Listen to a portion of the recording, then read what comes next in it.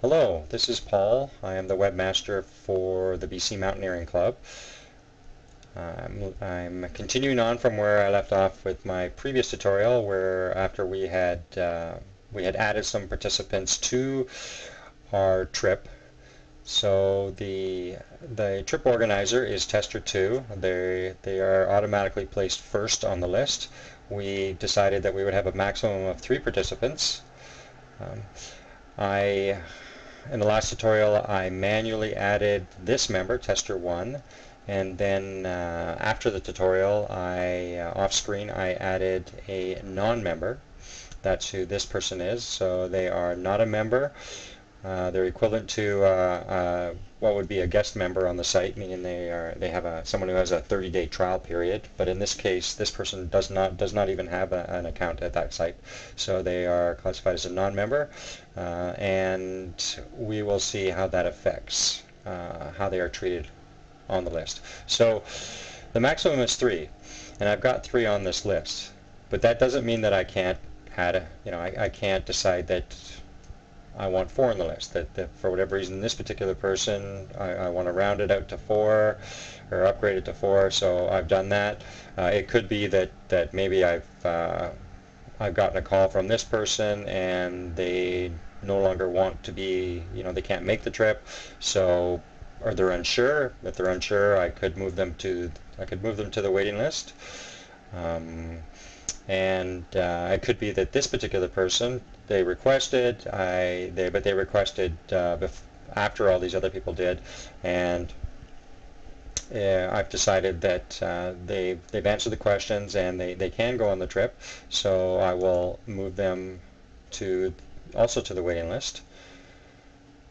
And so now I've got my 3. It could be that I've decided to move it to 4, so I can increase this one to 4. It could be that I get a phone call from Tester 1, and they decide, this is the person that I manually added, and they check their schedule and they've decided they can't make it, so I can remove them from the list.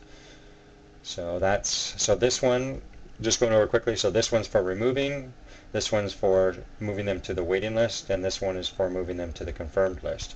There is no option to put them back on the request list. This column is for sending individual emails, so I can send an individual email to this person as long as their proper email account was put in when the form was being filled out. If you want to send an email to all the people on this list, or say just the confirmed people, then the option for that is email participants. And let's go ahead and take a look at that. So you have a choice between sending to everyone, confirmed, waiting, request, or you could decide you don't want to send this information to those on the request list, or possibly you only want to send it to those on the confirmed list. So then you would fill in you'd put in a subject and you would put in the information, you would submit it, and what it would do is it would send it to only those on the confirmed list. So these 3 people being on the confirmed list, they should get that particular email. Of course, with filtering put in place by some of the online email servers such as Gmail and Hotmail, it's not 100% guaranteed that it'll get through. But we're finding in most cases, I would guess as high as 99% of the cases, it is getting through, and it's getting better because we're making efforts to try and make sure that we get past or we satisfy whatever requirements it is that Gmail and Hotmail are looking for. But we have found that there are some cases where emails are not getting through, so you need to please keep that in mind. So this is the list. As I mentioned in the previous email, this particular column gives an indication of whether they're a full member or a guest member. This column will let you know whether they have the signed waiver or not, and this will be the number of trips. This will give you a link to their online account. Of course, this person does not have an account.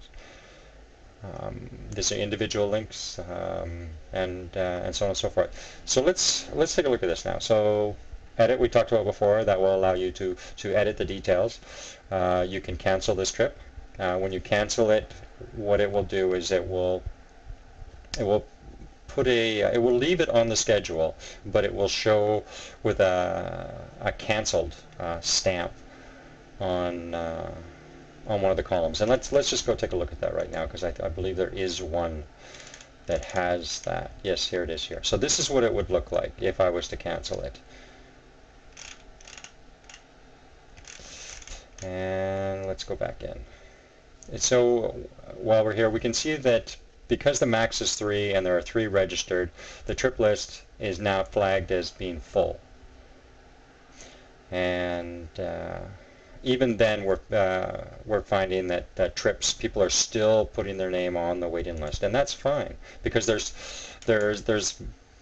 there will be invariably, especially for trips that have a large number of people, there will be people that for whatever reason back out of the trip. And one suggestion is that you send an email out to everyone. You could do it this way, and ask them several days before the trip to confirm that they are indeed going, just to make sure that they didn't put this. They didn't sign up for it several weeks ago, and then their schedule has changed. But what they should be doing is they should be contacting you and maybe telling you that they're not sure whether they can go. So you can either move them down to the waiting list, or you can, if they give a strong indication that they're really unsure, then I guess you have to make a decision on whether you're going to bring other people in order to try and get the ideal number of people that you want.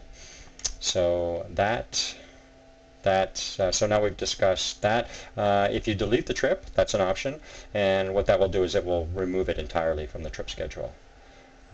You can, I'll also say that when you delete it, what will happen is that if you go into My Trips, it should be there.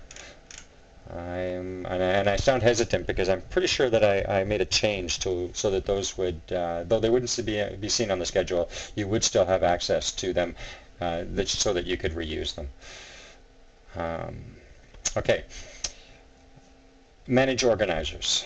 That, I'm not entirely sure whether that's working. It was working at one point. I'll have to double check it. But what should happen is that, and it appears to be working. So what happens is that tester 3, remember that tester 2 is the trip organizer, but among the confirmed people is tester 3, and tester 3 is a trip organizer.